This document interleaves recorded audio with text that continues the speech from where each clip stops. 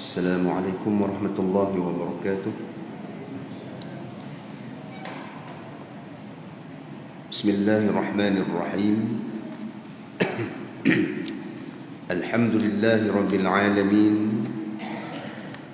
والصلاة والسلام على أشرف الأنبياء والمرسلين وعلى آله وصحبه أجمعين. سبحانك لا علم لنا إلا ما علمتنا إنك أنت العليم الحكيم. ولا حول ولا قوة إلا بالله العلي العظيم. رب اشرح لي صدري ويسر لي أمري واحلل عقدة من لساني يفقه قولي.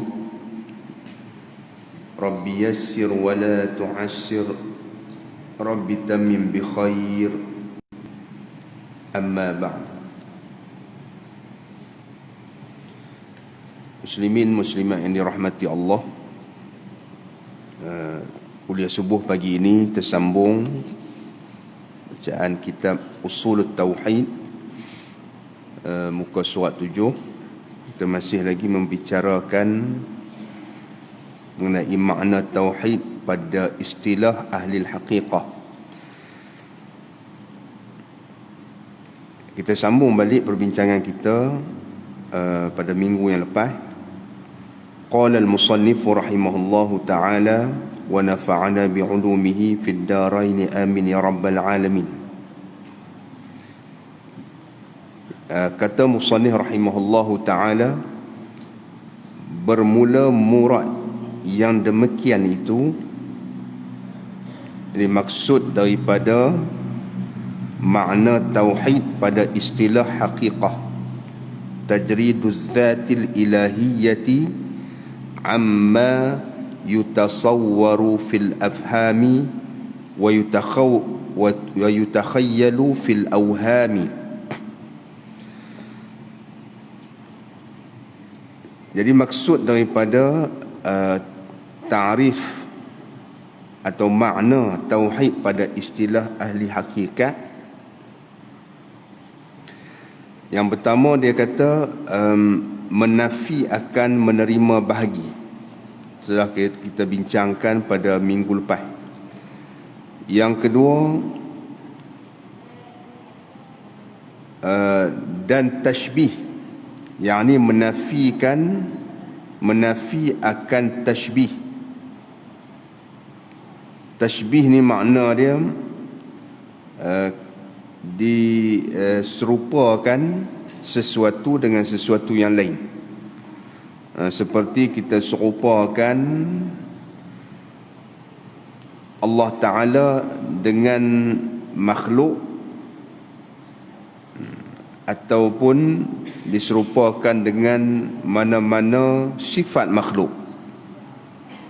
Diserupakan dengan makhluk ataupun mana-mana juzuk makhluk. Seperti kita serupakan Allah Ta'ala ni dengan manusia, misalnya, tashbih.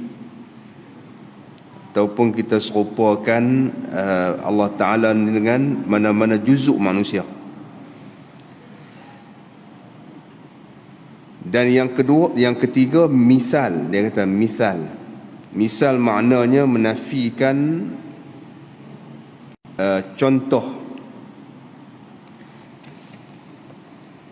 ataupun kita nafikan persamaan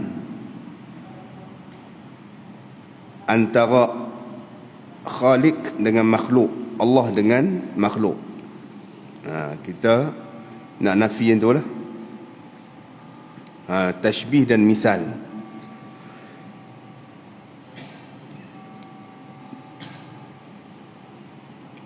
Jadi Allah Subhanahu wa ta'ala tidak ada pada zat Allah misal, contoh, ya, tidak ada contoh, ataupun tidak ada mana-mana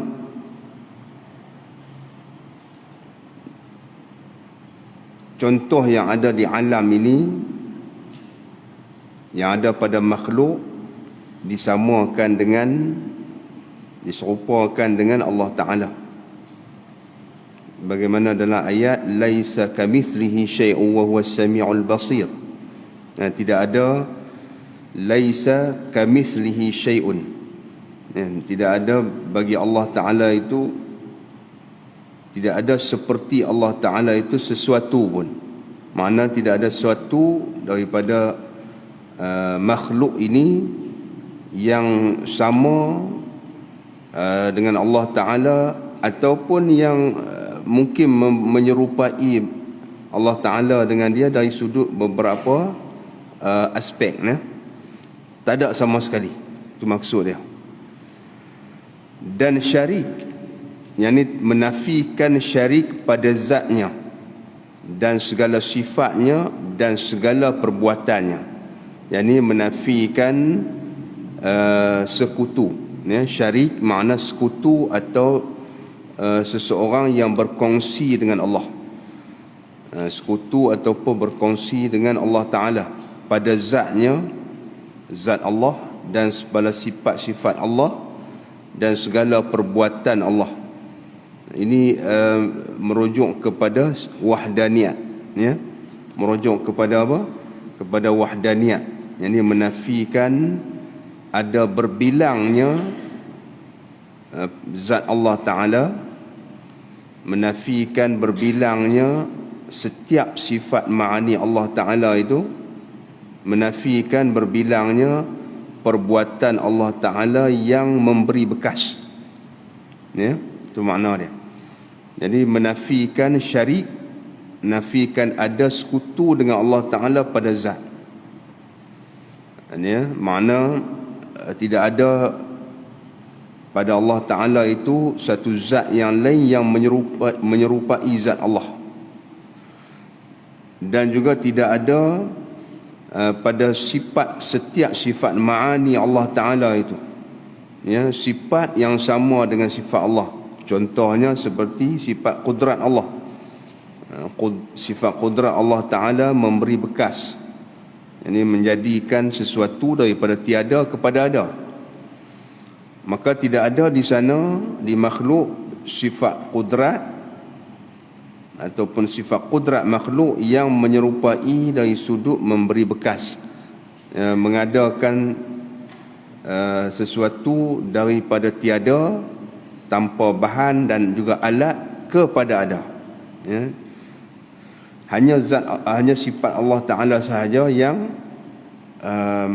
mempunyai keadaan seperti itu, ya, mengeluarkan sesuatu daripada kosong kepada ada tanpa alat dan bahan, ya. Dan juga segala perbuatannya, perbuatan Allah, segala perbuatan Allah, makna tidak ada perbuatan Allah Ta'ala di alam ini yang memberi bekas, seperti menyembuhkan penyakit, seperti menghidupkan, mematikan. Baik, itu perbuatan yang memberi bekas. Tidak ada sesuatu di alam ini yang menyamai dengan perbuatan Allah, ya. Mana tidak ada di alam ini makhluk ataupun mana apa-apa sahaja yang boleh mematikan, yang boleh menghidupkan, yang boleh memberi rezeki dan sebagainya. Itu nak menafikan syarik itulah, sekutu tersebut. Baik. telah berkata Syekh Junaid Al-Baghdadi. Junaid Al-Baghdadi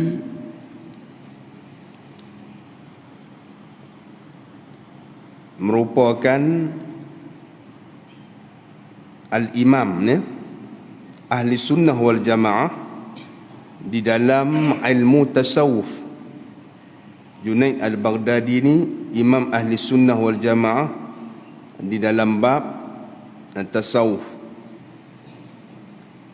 Baik, kata Junaid Al-Baghdadi, idzan tahat uqul al-uqala'i fi at-tauhid ila al-hirati atau ila al-hayrati fahuwa tauhidun.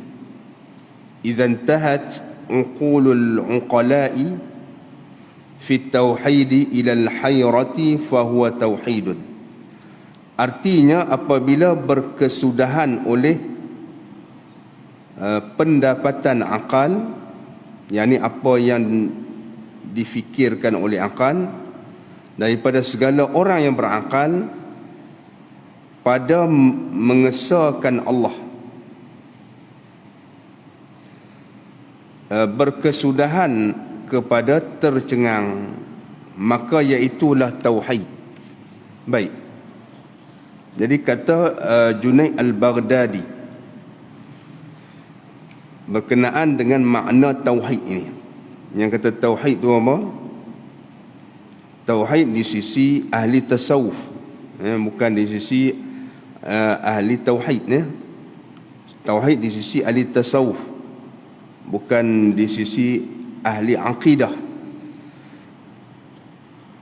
Tauhid ini di sisi ahli tasawuf maknanya idza intahat uqulul uqala'i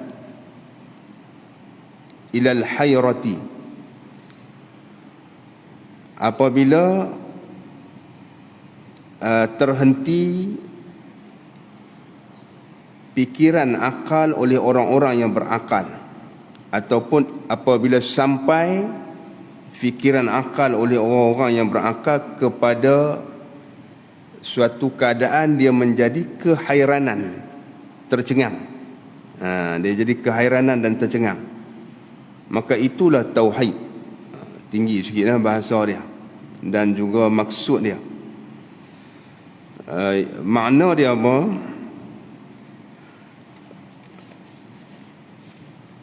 Makna dia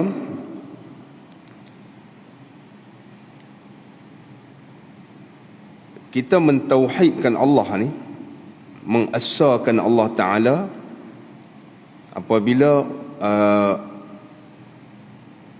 orang-orang yang berjalan menuju kepada Allah Subhanahu wa Ta'ala, apabila di dalam hati dia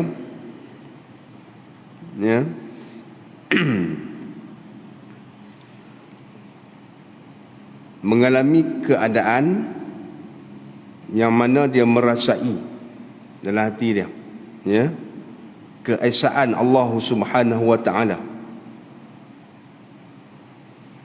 sehingga dia tidak melihat perbuatan diri dia. Paling rendah lah kalau tauhid ahli tasawuf, paling rendah dia mengesahkan Allah Ta'ala pada perbuatannya dengan perasaan dia. Kita dengan jalan istidlal, jalan dalil ni, dengan jalan hujah. Adapun ahli tasawuf ini dia bukan dengan jalan hujah, dia dengan jalan zauq, perasaan dia, rasa, kerohanian dia ni. Dia merasai keesaan Allah Ta'ala. Dia tidak melihat kecuali perbuatan Allah Subhanahu wa Ta'ala. Dia tidak melihat kecuali perbuatan Allah Subhanahu wa Ta'ala. Sehingga sampailah akal orang yang berfikir, bila seseorang yang sampai kepada tahap ini, akal dia akan tercengang, kerana akal manusia ni dia ada had. Akal manusia dia ada had. Akal manusia dia nak memahami sesuatu ni, dia ada had dia. Tetapi apabila dia melebihi pada had itu, dia akan menjadi tercengang.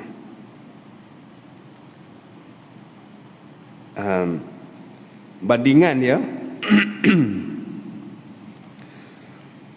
Ada ulama dia buat bandingan. Dia kata seperti kita di dalam alam ini, kehidupan kita, ada benda-benda baharu yang sama dengan kita yang wujud di alam ini,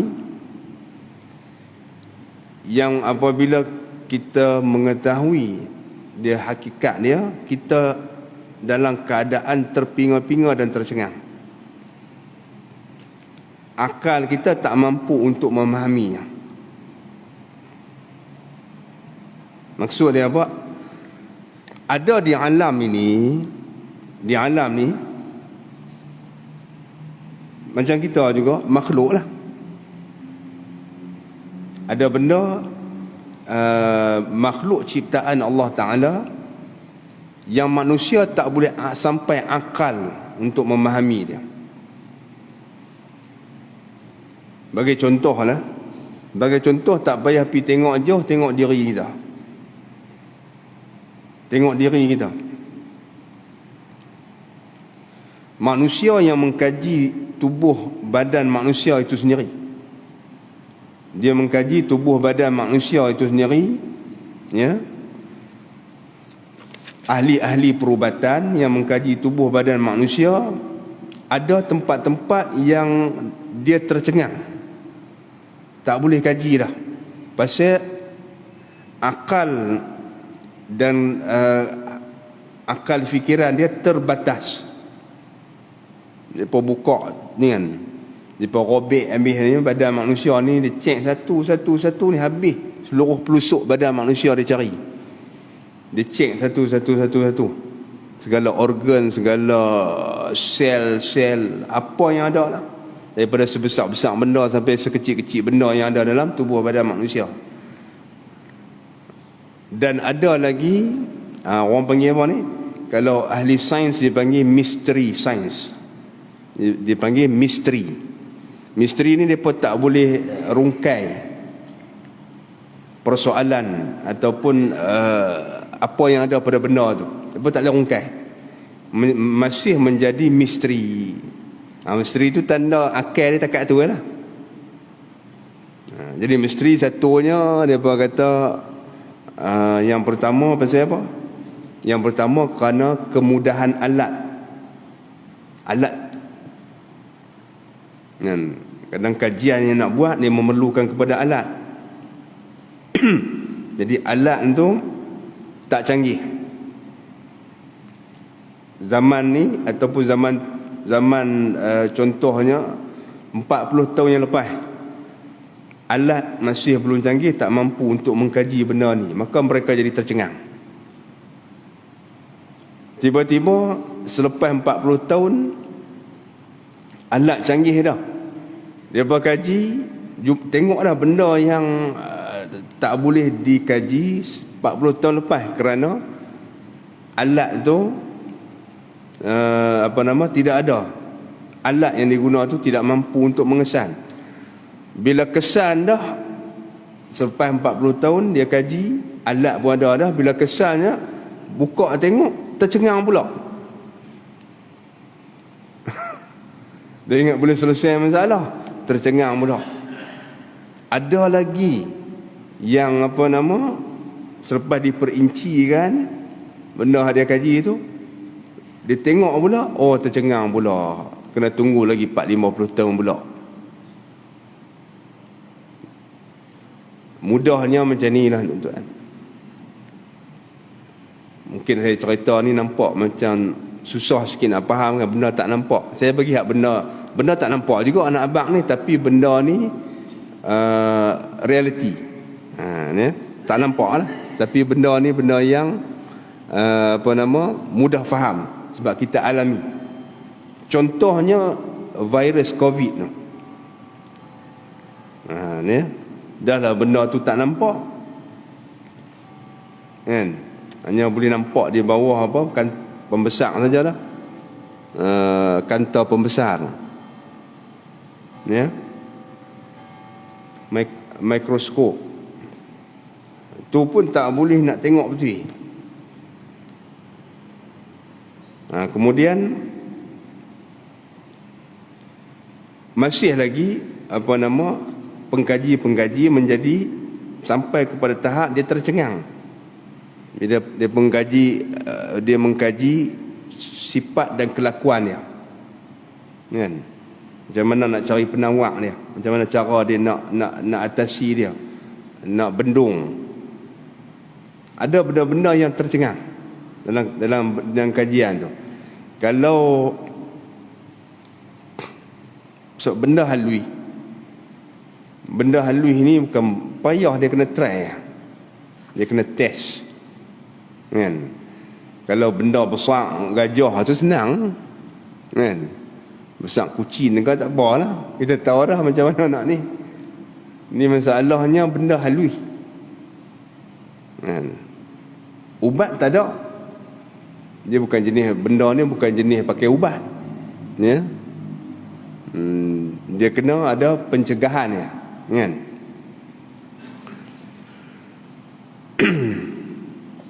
Jadi dia nak selesai tak boleh. Kalau kata benda ni mudah, akal mudah faham, tengok hari ni kena penyakit, mungkinlah kita kata sehari dua lagi selesai masalah, ada ubat dia dah. Ni tak boleh buat, tak boleh buat, nah? Dia nak buat jadi kerana virus ni dia tak ada ubat, tuan-tuan. Virus ni dia tak ada ubat. Dia macam sesama biasa tu lah. Ada tak kita ambil ubat? Ada lah ambil ubat tu, dia nak bagi tu, ya. Dia akan hilang sendiri. Antibody kita akan lawan, ya. Virus bukan jenis, tuan-tuan jangan nak sangka virus macam darah tinggi ada ubat. Tak. Virus benda lain. Ya. Kadang-kadang tu benda tu kita ambil kena tahu juga dia punya tabiat virus tu. Virus ni bukan sejenis benda yang boleh dimusnahkan dengan ubat. Contoh dia macam ni lah, nyamuk mai kita spray mati, macam tu lah. Kita bubuh mati virus tu. Dah. Dia punya cara pembasmian dia bukan macam tu. Cara penawak dia bukan macam tu. Penawak dia ialah antibody dalam badan kita yang akan membunuh virus tu. Mana ada sesemua biasa ada keluar hingui kita kadang-kadang. Hingui hari ni siapa hujan panas. Ada ubat? Tak ada. Antibody kita yang lawan. Cuma kita ambil ubat tu sebagai ni saja. Membantu, ya. Ya. Kalau kata ni dia akan hilang. Ya. Kita makan ubat pergi balik, pergi klinik, kan? Mahal dah, habis RM60. Kata saya makan sepatutnya hilang, tak hilang ke? Dia kata macam tu lah semua. Jenis virus ni dia ambil masa sikit. Bukan makan hari ni tak hilang terus. Makan sejam, sejam tu hilang, lega, kering dah semua dah. Ya. Tak tahulah kot antibody dalam badan kita jenis boleh upgrade jadi laju, kan? Dia sak makan habis sekali ni tak ada lagi dah pada manusia macam tu. Dia punya perilaku dia punya cara untuk membasmi dia mengambil masa dia. Kita cuma ubat yang ada ni hanya memberi rangsangan saja pada badan kita untuk mengeluarkan. Itulah kajian manusia takat tu, ya. Ya. Kajian manusia takat tu, tak ada lagi ada ubat boboh dia mati terus habis semua. Virus tu tak ada lagi, ya. Kita cuma sediakan ubat untuk merangsang antibody tu, ya. Ya. Sebab tu ubat cara macam ni dia tak boleh sampai peringkat yaqini kalau dalam ilmu ni lah. Peringkat zanni saja. Ya. Dia tak boleh dapat 100% jamin. Tu benar, ya. Dia zan saja. Kalau kata 98% pun dikira zan juga. 99.99 pun zan juga dalam ilmu syariat kita. Ya. Baik. Jadi kalau setakat kita nak faham benda-benda yang ada di alam ini, ada benda yang menyebabkan akal manusia ini tercengang. Dia tak mampu nak berfikir, tak mampu nak memproses maklumat untuk sampai kepada keputusan dan natijah, dan dia boleh buat Manusia ni dia akan proses maklumat. Dia dapat maklumat pada benda tu, dia akan proses. Kemudian hasilnya dia akan mengeluarkan keputusan natijah dia. Keputusan ataupun natijah itu dipanggil ilmu logik, ilmu logika, ilmu mantik. Ya. Ilmu mantik dia guna akal untuk memproses maklumat. Kemudian maklumat tu dia akan sampai, dia proses sehingga boleh mengeluarkan keputusan yang betul. Tetapi maklumat yang dia dapat itu tak boleh difikirkan oleh akal. Maka akal nak proses macam mana? Kita ambil tuan-tuan, pergi ambil batu, bubuh dalam blender. Agak-agak nak jadi tak sampai belacan. Ataupun dihancurlah, kita kata nak jadi tak kuari das, debu-debu. Ya? Ambil batu, buh dalam blender. Try tengok pusing. Kan? Buh-buh tu, kan? Esok tu pergi kedai beli baru lah. Dia tak boleh proses. Itu saya bagi ni lah, nak bagi fikir lah. Maknanya benda yang akan kita tak boleh proses, dia tak keluar natijah. Ya? Benda akal kita tak boleh berfikir, dia tak boleh keluar keputusan.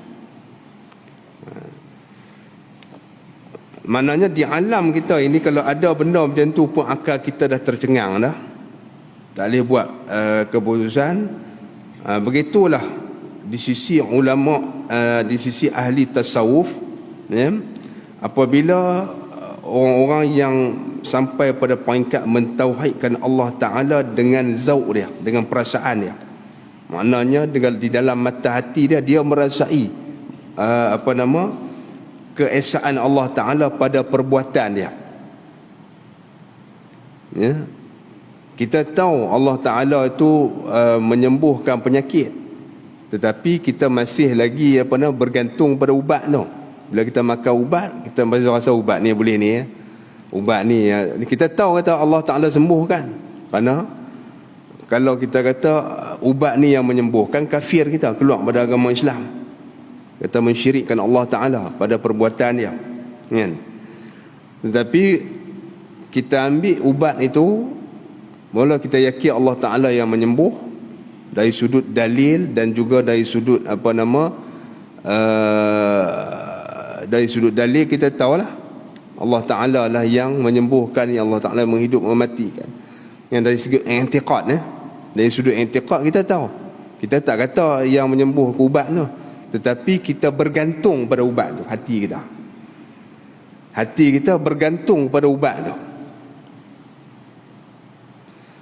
Orang ahli tauhid yang sebenar, hati dia tak bergantung pada ubat tu. Dia makan, nak sembuh, tak ada masalah apa. Bila dia makan ubat tu, dia nampak Allah Ta'ala yang menyembuh. Kita nampak duk rasa ubat tu, tak ni lagi, bukti dah, kita pergi kat doktor balik. Doktor, ubat ni tak sembuh. Ubat ni tak tak apa kesan. Tukar ubat lain pula. Kita duk mengharapkan sembuh dengan harapan pergantungan kita pada ubat tu. Orang yang ahli hakikat sebenar, dia tak bergantung pada tu. Payah tak? Payah, kan? Sebab tu akal kita terhenti, ya? Akal kita akan sampai kepada kehairanan apabila sampai kepada tahap tauhid, mengesahkan Allah Ta'ala dengan melalui zauq, ya? Perasaan hati dia merasai bahawasanya yang menyembuhkan itu Allah Ta'ala. Itu saya bagi contoh, ya, nak bagi tuan faham ni. Kerana perbahasan dia ni bahasan tasawuf ni. Baik. Kemudian dia kata, dan lagi katanya at-tauhid. Kita ambil sikit, sebab perbincangan dia agak panjang. Dan kata Imam Junaid al-Baghdadi, at-tauhid ma'nan tadmahillu fihi ar-rusumu wa tandarisu fihi al-ulumu wa yabqa Allahu kama lam yazal fil azali. Artinya bermula tauhid iaitu makna yang hilang padanya oleh segala alamat. Kita urai sikit lah. Dan hapus padanya oleh segala ilmu, dan tinggallah Allah Ta'ala seperti barang yang sentiasa ada ia pada azal. Yang ini pada azali lagi.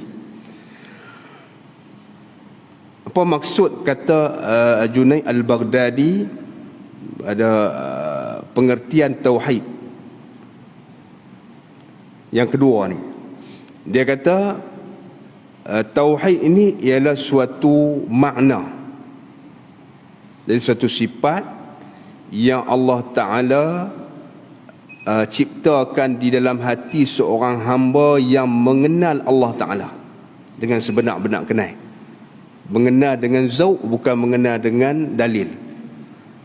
Ya. Dan tauhid ini yang kata pengertian apa makna tauhid di sisi ulama tasawuf, ya, iaitu satu sifat yang Allah Ta'ala ciptakan di dalam hati seorang hamba Allah Ta'ala yang mengesahkan Allah Ta'ala dengan jalan zauq, yang mengenal Allah Ta'ala, yang mengenal Allah Ta'ala dengan jalan zauq tanpa dalil, ya. Sebagaimana kata ahli haqiqah ataupun ahli tasawuf, araftu rabbi bi rabbi, aku kenal Tuhan aku bi rabbi, dengan Tuhan aku. Kita mengenal Tuhan dengan dalil, dalil ni Allah Ta'ala ni apa nama, contohnya kita kenal Allah Ta'ala dengan sifat-sifat Allah Ta'ala, wujud, qidam, baqa, kerana sifat-sifat ini disebut di dalam nas Al-Quran dan hadis. Kan? Kita kenal dengan dalil, melalui dalil-dalil yang dibawa oleh Rasul kepada kita. Itu untuk akidah. Adapun tauhid, ahli tasawuf ini dia merasai keesaan Allah Ta'ala tu, sehingga sehingga dijadikan oleh Allah Ta'ala dalam hati dia, hati orang yang merasai keesaan Allah Ta'ala itu, sifat tauhid tu, ya. Maksud dia apa? Bila ada sifat ini ataupun makna ni, sifat ni, dia mentauhidkan Allah Ta'ala. Dia mentauhidkan Allah Ta'ala dengan perasaan hati dia, ya. Dan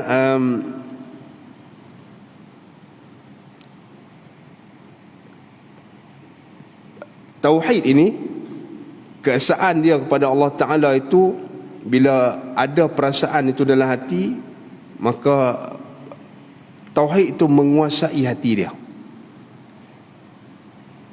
Ibarat perasaan, ya, sehingga dia tidak melihat melainkan Allah Ta'ala juga.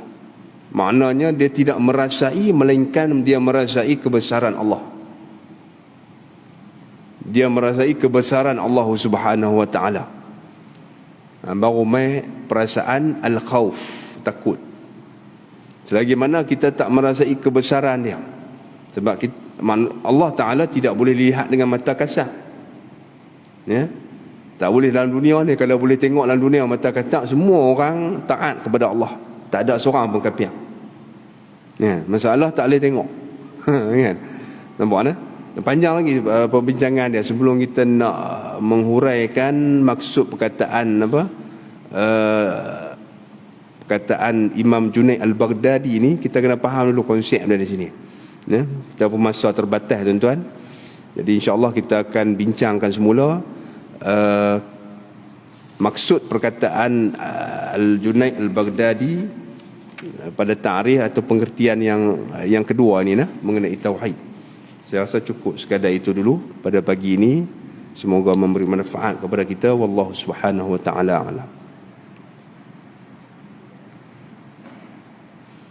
Bismillahirrahmanirrahim. Alhamdulillahirabbil alamin wassalatu wassalamu ala asyrafil anbiya'i wal mursalin wa ala alihi wa sahbihi ajma'in. Allahumma iftah alaina futuhal arifin wa faqihna fid din waj'al a'malana khalisatan liwajhikal karim birahmatika ya arhamar rahimin. Allahumma rzuqna fahman nabiyyin wa hifzal mursalin wa ilhaman malaikatil muqarrabin birahmatika ya arhamar rahimin. وصلى الله على سيدنا محمد وعلى آله وصحبه وبارك وسلم والحمد لله رب العالمين.